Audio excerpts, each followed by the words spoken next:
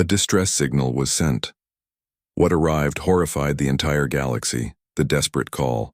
The morning sun rose over Rigel Prime like any other day, casting golden light across the Caltherian colony's crystalline structures. Director Theron stood at the observation deck of the central command tower, watching his people begin their daily routines.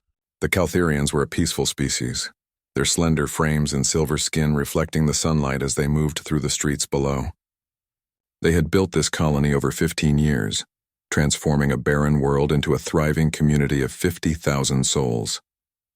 Then the sky darkened. Theron's communicator burst to life with panicked voices. He looked up to see massive shapes blocking out the sun. His blood ran cold as he recognized the organic vessels descending through the atmosphere. The Varkoth swarm had found them. These creatures were the nightmare of the galaxy, a hive-mind species that consumed entire worlds, leaving nothing but empty husks behind. They didn't negotiate, didn't take prisoners, and never showed mercy. Theron ran to the command center as alarms screamed throughout the colony. His security chief, Commander Lissa, was already coordinating evacuation procedures. Her face was pale as she looked at the tactical displays. Hundreds of Varkoth bioships were entering orbit, each one carrying thousands of warrior drones. The colony's defensive systems were designed to handle pirates and small raiders, not a full swarm invasion. The first strikes hit within minutes. Varkoth acid bombs dissolved the outer settlements, turning homes and gardens into pools of smoking liquid. The screams of his people echoed through the communication channels as Theron struggled to maintain order. He ordered all civilians into underground shelters, while their small defense force tried desperately to slow the enemy advance. It was hopeless, and everyone knew it. Theron made his way to the quantum beacon chamber, the most secure room in the entire facility. The device hummed with contained energy, waiting to send an instant message across the stars. His hands shook as he activated the emergency protocols. The beacon could reach every member of the Galactic Assembly simultaneously, but Theron knew the truth that made his heart heavy. Help would not arrive in time. The nearest Galactic Assembly fleet was stationed in the Andros sector, at least 6 days away at maximum speed. The Varkoth would strip Rigel Prime clean in less than 2 days. Still, he had to try. His people deserved that much. Theron input the distress code and watched as the beacon charged to full power. The message was simple and desperate. Rigel Prime under attack by Varkoth swarm. 50,000 Caltherian civilians. Requesting immediate assistance. As the signal launched across the galaxy, Theron felt the building shake. The Varkoth were getting closer.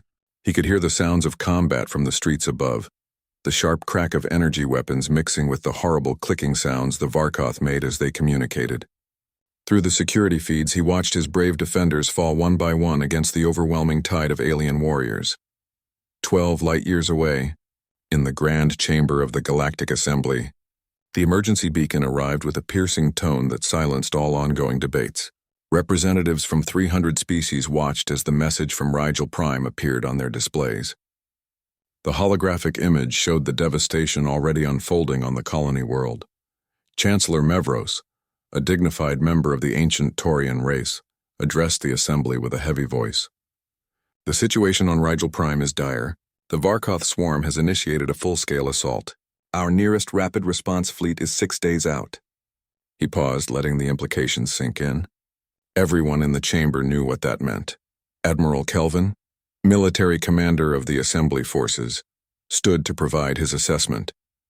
His forearms gestured at the tactical display showing fleet positions across known space. We can dispatch scout vessels immediately, but they lack the firepower to engage the swarm. Our main battle groups are committed to border patrol duties. Rerouting them would take at least 5 days. A murmur of despair rippled through the assembly. Representative Salna of the Vexian Consortium spoke next, her voice cold and practical. The Varkoth swarm is one of the most dangerous forces in the galaxy. Engaging them requires overwhelming force and coordination. We simply do not have assets in position. She paused before adding what everyone was thinking. The Caltherians should begin evacuation procedures while they still can. Other representatives nodded in reluctant agreement. The Varkoth had destroyed 7 colonies in the past decade alone. Every species in the assembly had learned to fear them. No one wanted to commit forces to a battle they might lose. especially when the outcome seemed already decided. Ambassador Sarah Chen, Earth's representative to the Galactic Assembly, sat in the back row listening to the debate. Humans were the newest members of the Assembly, granted provisional status only 2 years ago. Most species still viewed them as primitive newcomers who had barely mastered interstellar travel. Sarah's jaw tightened as she listened to one representative after another explain why they couldn't help the dying Caltharians. Finally, she stood and spoke clearly. What about the Terran sector? We're positioned between Rigel Prime and the Andros fleet. Surely there's something we can do. Chancellor Mevros turned to her with a sympathetic expression that barely hid his condescension. Ambassador Chen, we appreciate your concern. However, Earth's naval capabilities are limited to system defense. Your vessels lack both the speed and firepower necessary for this situation. He gestured to the display showing Earth's registered military assets. According to our records, you have only 8 interstellar ships with defensive armaments. Sarah's expression remained neutral, but something flickered in her eyes. She tapped a command into her personal datapad and then looked up at the Chancellor. I need to make a priority communication to Earth Command. With your permission, I'll step out briefly. The Chancellor waved a dismissive hand. Of course, Ambassador. Take all the time you need. The Assembly turned its attention back to logistical discussions about refugee processing and memorial preparations for the Caltharians. Sarah left the chamber and made her way to a private communication booth. The secure connection to Earth took only seconds to establish. General Marcus Rodriguez appeared on the screen, his weathered face showing the experience of 40 years in military service. Ambassador Chen, this is unexpected, General. We have a situation. Sarah quickly explained the attack on Rigel Prime and the Assembly's inability to respond in time. The Caltharians will be wiped out unless someone intervenes within the next 2 days. Rodriguez was silent for a long moment, his expression unreadable. What's our authorization status? The Assembly doesn't expect us to act. They think we lack the capability. Sarah's voice was steady but urgent. Rigel Prime is 4 light years from our forward station at Kepler 442. We're actually the closest force that could respond. The general nodded slowly. I understand. Stand by for confirmation. The screen went dark as Rodriguez consulted with higher authorities. On Rigel Prime, the situation had deteriorated beyond Theron's worst nightmares. The Varkoth had breached the main defensive perimeter and were pouring into the city. Their warrior drones moved with terrifying speed, their blade-like limbs cutting through everything in their path. The underground shelters were holding, but Theron knew it was only a matter of time before the Varkoth acid melted through the reinforced doors. Commander Lissa appeared beside him, her uniform torn and covered in dust. We've lost contact with the eastern sectors. The Varkoth are using some kind of acid spray to melt through our barricades. She looked at Theron with eyes that held no hope. How long until the Assembly fleet arrives? Theron couldn't meet her gaze. 6 days if they come at all. Lissa closed her eyes. Then we fight as long as we can. Give our people time to say goodbye to their families. Back in space, something was happening that neither the Varkoth nor the desperate Caltharians could see. At the edge of the Rigel system, space itself began to ripple. The distortions were small at first, barely registering on standard sensors. Then, without warning, 7 massive shapes burst into normal space, their arrival creating shockwaves that disturbed the debris field from the Varkoth's initial bombardment. The vessels were unlike anything in the Galactic Assembly's official database. Their hulls were dark gray with sharp angular designs that seemed to absorb light rather than reflect it. They moved with purpose and precision, accelerating toward Rigel Prime at speeds that should have been impossible for ships of their size. Each vessel bore a simple marking on its hull, a blue and white sphere representing a planet most species had dismissed as insignificant. Earth had arrived, and the galaxy was about to learn what humanity truly was. The arrival. The Varkoth swarm mother sensed the new arrivals before her warrior drones reported them.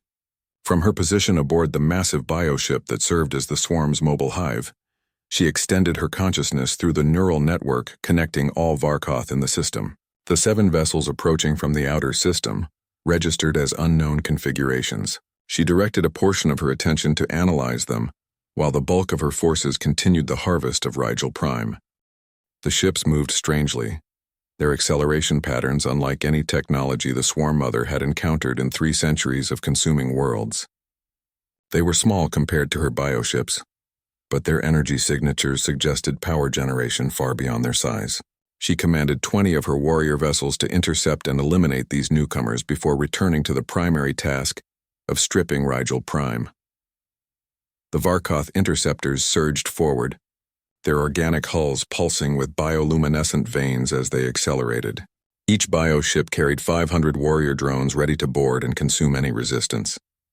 The Swarm Mother had used these tactics to destroy countless defenders.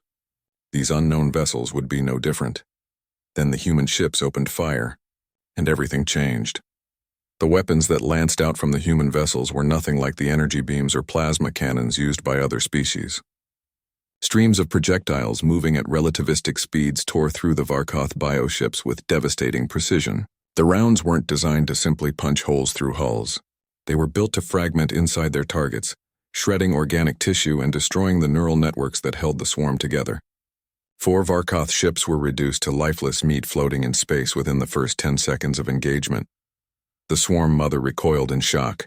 The weapons were specifically designed to kill Varkoth, as if these newcomers had studied their biology and engineered perfect counters.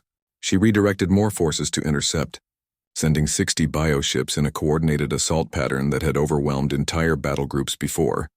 The human ships responded with maneuvers that defied conventional physics. They twisted and rolled through space with impossible agility, their movements coordinated with machine precision. The Varkoth bioships, for all their organic flexibility, couldn't match the raw acceleration and directional changes the human vessels achieved. More importantly, the humans fought with a tactical sophistication that suggested extensive combat experience. Inside the command center of the lead human vessel, the UN's Valiant, Captain James Morrison watched the tactical display with calm focus. His bridge crew worked in disciplined silence, their movements practiced from years of training and simulation. This wasn't humanity's first fight against overwhelming odds. It was simply the first time they'd fought in front of an audience. "Helm, bring us about. Target their command ship." Morrison's voice was steady and clear. "All batteries fire on my mark."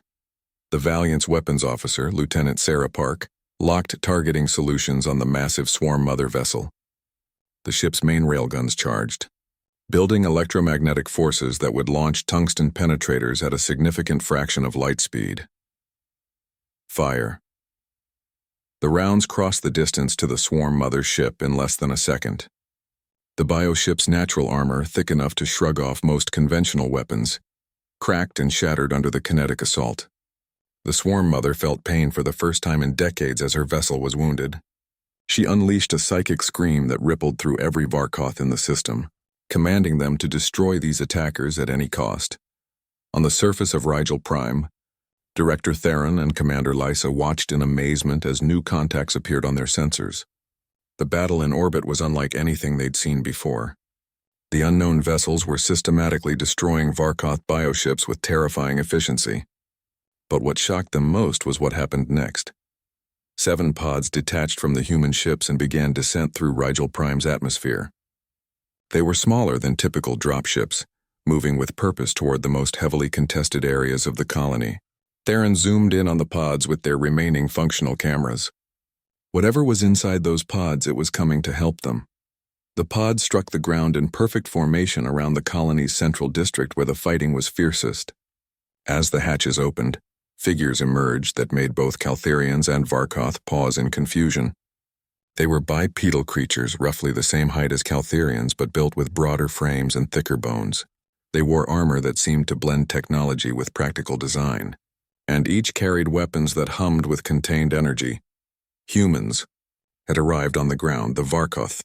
Warrior drones immediately recognized new prey and surged toward the human positions with their characteristic clicking sounds.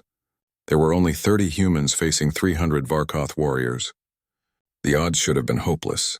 Instead, what followed became known in later years as the Rigel Massacre. The humans moved like nothing the Varkoth had encountered. They didn't panic or break formation. Instead, they advanced with mechanical precision, their weapons cutting down warrior drones with brutal efficiency. But it wasn't just their technology that shocked the watching Caltherians. It was how they fought. These humans moved like born predators, using cover and tactics with practiced ease.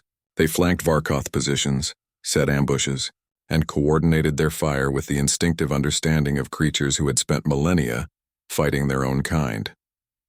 Sergeant Mike, Chen led his squad through the burning streets of the Caltherian colony, his helmet display marking Varkoth positions in red. His team moved in practiced formation, covering each other's advance with overlapping fields of fire. They'd trained for this exact scenario hundreds of times, though the Caltherians didn't know that. They'd trained for fighting a hive-mind enemy that used overwhelming numbers and biological weapons. Contact left, Chen called out as a group of Varkoth drones charged from a collapsed building.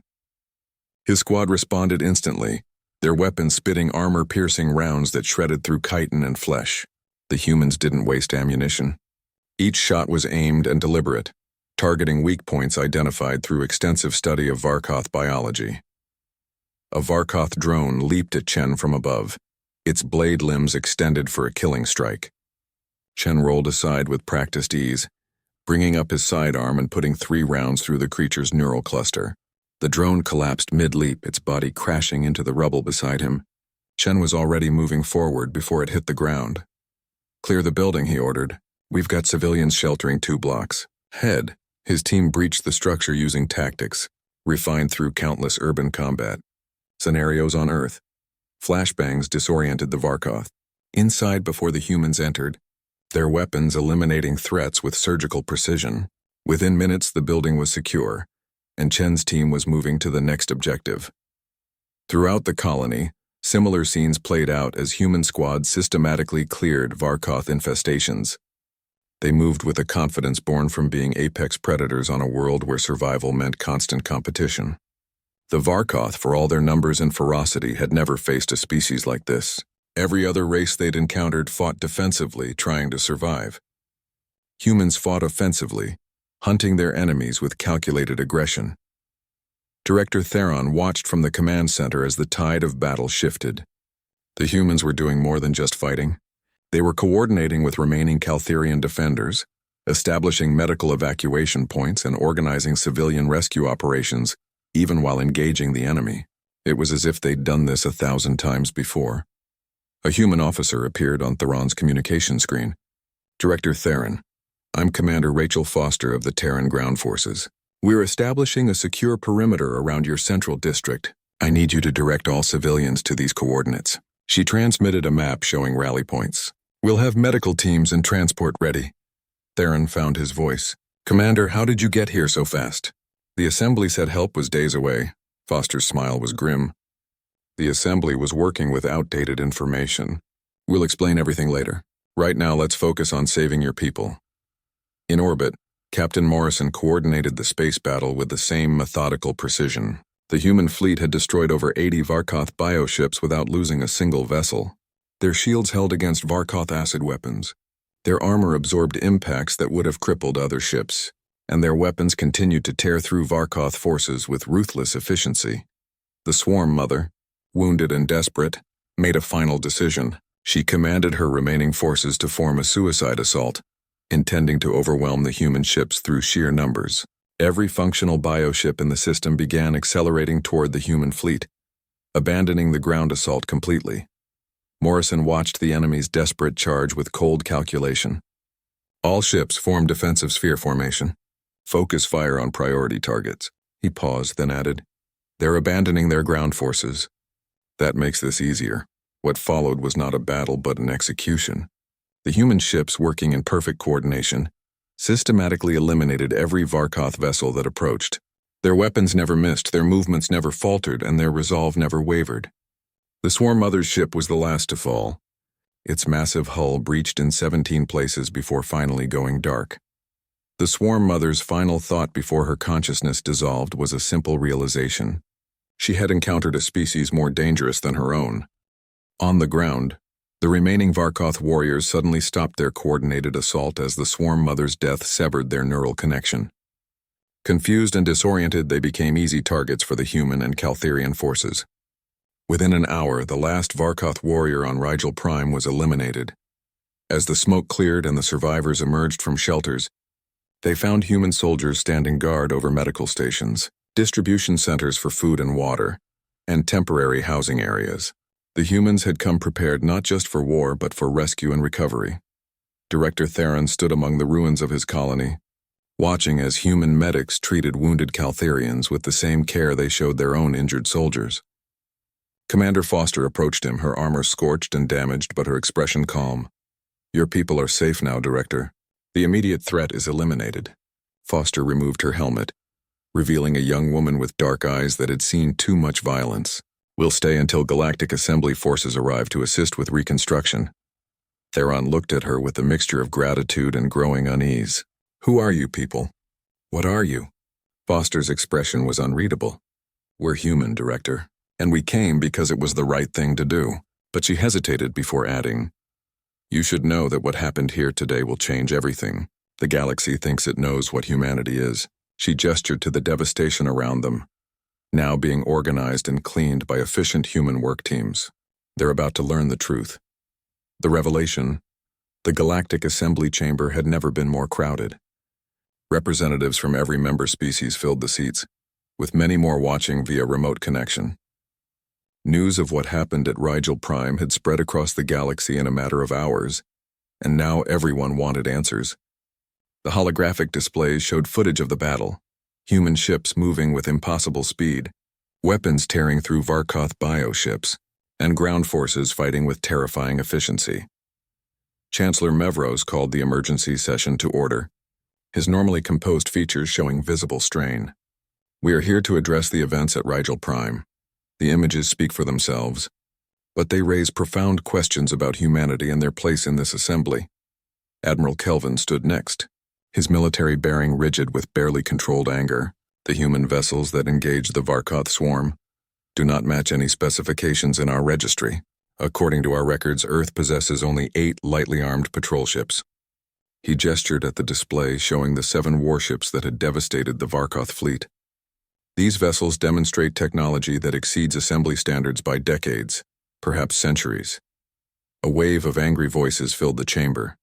Representatives from dozens of species demanded explanations. Some called it deception, others conspiracy. A few simply expressed fear at what they'd witnessed. The humans had been among them for 2 years, presenting themselves as peaceful newcomers. Now they'd revealed themselves as something far more dangerous. Representative Salna spoke in her cold, precise manner. "Concealing military capabilities is a direct violation of Assembly membership protocols. Earth applied for provisional status with false information." She looked directly at Ambassador Sarah Chen. "This is grounds for immediate expulsion and possible sanctions." Before anyone could respond, the chamber doors opened and a figure walked in, wearing a crisp military uniform bearing insignia most representatives didn't recognize. General Marcus Rodriguez moved to the center of the chamber, with the confident bearing of someone who'd spent decades commanding forces in combat. Ambassador Chen had requested his presence specifically for this moment. Chancellor Mevros studied the human general with wary eyes. "And you are?" "General Marcus Rodriguez, United Earth Defense Force. I'm here to address your concerns about humanity's military capabilities and our actions at Rigel Prime." The chamber fell silent. Rodriguez activated a holographic display that showed Earth's solar system. "When humanity developed faster than light travel, we made first contact with several of your species. We were invited to apply for assembly membership as newcomers to galactic civilization. What you didn't ask and what we didn't volunteer was the context of our development." The display changed to show historical images from Earth's past, cities burning, armies clashing across battlefields, weapons evolving from simple tools to instruments of mass destruction. Earth's history is marked by near-constant warfare. For thousands of years we fought each other over resources, territory, ideology, and simple survival. We are a species that evolved as persistence hunters on a world filled with dangerous predators. Competition and conflict are woven into our DNA. Uncomfortable murmurs rippled through the assembly. Most species in the chamber had achieved peace long before reaching space travel. The idea of a species that fought itself so extensively was disturbing. Rodriguez continued, his voice steady and unapologetic. "We developed advanced weapons technology out of necessity. When we unified as a planet 70 years ago, we didn't abandon that knowledge. Instead, we adapted it for a new purpose, protecting ourselves and others in a galaxy we didn't fully understand." The display showed human ships under construction in hidden orbital facilities. We built a defensive fleet capable of responding to threats, not to conquer but to ensure we'd never be helpless, Admiral Kelvin interrupted. You lied to us about your capabilities. Rodriguez turned to face him. We provided accurate information about our civilian space program and planetary defense forces. What we didn't disclose was our rapid response fleet, designed specifically for expeditionary operations. This was a strategic decision made by Earth's unified government. Chancellor Mevros's tentacles rippled with agitation. Why the deception? Because we were unknowns in a galaxy full of ancient civilizations. Rodriguez's expression hardened. We'd spent centuries learning that showing all your strengths too early makes you a target. We chose to observe and learn before revealing our full capabilities. The events at Rigel Prime forced our hand. The display changed to show footage from the battle. Human ships and soldiers fighting with precision and power that shocked everyone present. Rodriguez let the images speak for themselves before continuing. What you witnessed at Rigel Prime is what humans do when innocents need protection. We respond, we fight, and we don't stop until the threat is eliminated. This is who we are. Representative Salna stood, her voice sharp. You've demonstrated that humanity is dangerous. Why should we trust you now? Rodriguez met her gaze directly. Because we came to Rigel Prime to save lives, not take them. Because we fought the Varkoth so others wouldn't have to. Because when the Assembly debated response times and logistics, we acted. He paused, letting his words sink in. Dangerous? Yes, untrustworthy? You tell me. From the upper tier, a new voice spoke. It was Director Theron of the Caltherian colony, who had been granted special permission to address the Assembly. I would like to share my perspective. Theron moved to the speaking platform, his silver skin still showing healing wounds from the attack. When the Varkoth came, we sent our distress signal knowing help would arrive too late. We accepted our death. Then humans appeared. He looked around the chamber at the assembled species. They didn't just drive away the Varkoth. They fought through our streets, established medical stations, distributed supplies, and treated our wounded as carefully as their own. My daughter's alive because a human medic named Sarah spent 6 hours in surgery repairing her injuries. The chamber was completely silent now, as Theron continued. You debate whether to trust humans, whether their military power makes them dangerous. I can tell you what I witnessed. He gestured to the footage still playing on the displays. I saw a species that came when no one else would. That fought an enemy everyone fears, that sacrificed their secrecy to save strangers. Judge them as you will, but my people owe them our lives. Theron's words hung in the air as representatives processed what they'd heard. Finally, a representative from the peaceful Taurian race stood. His species had been part of the Assembly for thousands of years and commanded great respect. I am troubled by the deception, but I cannot ignore the results. The humans saved 50,000 Caltherians. They eliminated a Varkoth swarm that might have gone on to attack other worlds. These are not the actions of conquerors. Other voices joined in, creating a complicated debate that revealed the Assembly's divided opinion. Some species saw humanity's hidden military as a threat. Others recognized that Earth's capabilities had prevented a massacre. The discussion continued for hours with no clear consensus emerging. General Rodriguez waited patiently through it all, understanding that this moment would define humanity's future in galactic society. Finally, Chancellor Mevros called for order. The Assembly will take time to deliberate Earth's membership status and address the protocols violated by the concealment of military assets. However, I propose an immediate resolution. Formal gratitude to Earth for their actions at Rigel Prime and recognition of their role in eliminating the Varkoth threat. The resolution passed with overwhelming support. Whatever concerns existed about humanity's hidden strengths, no one could deny they'd acted honorably when it mattered most.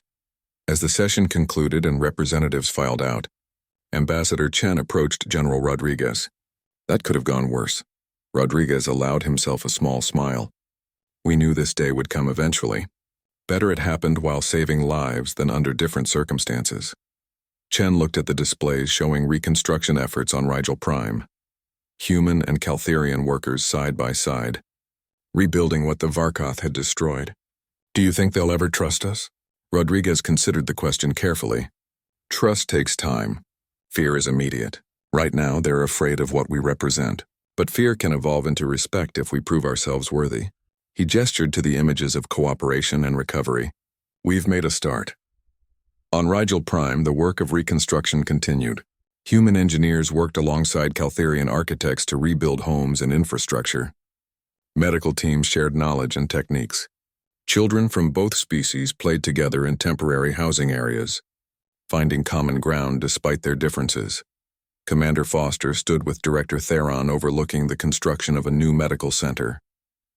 The design incorporated both human and Caltherian technology, a symbol of the cooperation that had emerged from tragedy.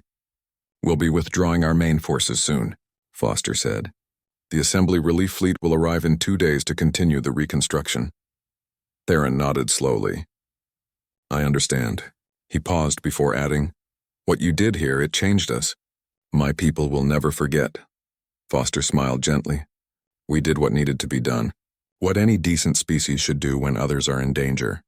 But you're not like other species," Theron observed. "The galaxy is learning that now?" "No, we're not," Foster agreed. "We're humans.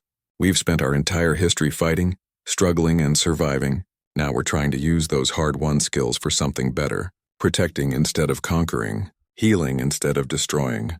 She looked at the bustling reconstruction site. "It's what we should have been doing all along."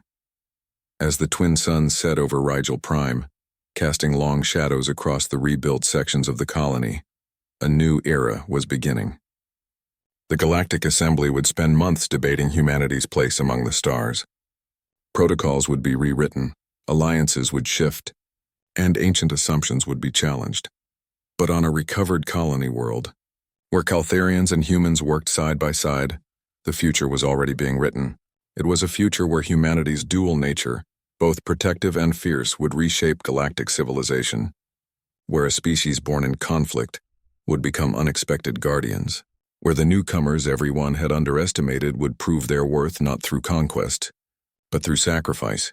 The distress signal from Rigel Prime had been answered by beings the galaxy didn't understand, and in saving one colony, humanity had announced to all the stars what they truly were: warriors who chose to protect, predators who chose to defend, and above all, beings who would cross any distance and face any danger to answer a call for help. The galaxy had been horrified by what arrived in response to that desperate signal. But the Caltherians who survived, the children who would grow up in the rebuilt colony, and the countless others who would benefit from humanity's actions in the years to come, would know a different truth. Sometimes, the most terrifying force in the universe is exactly what you need.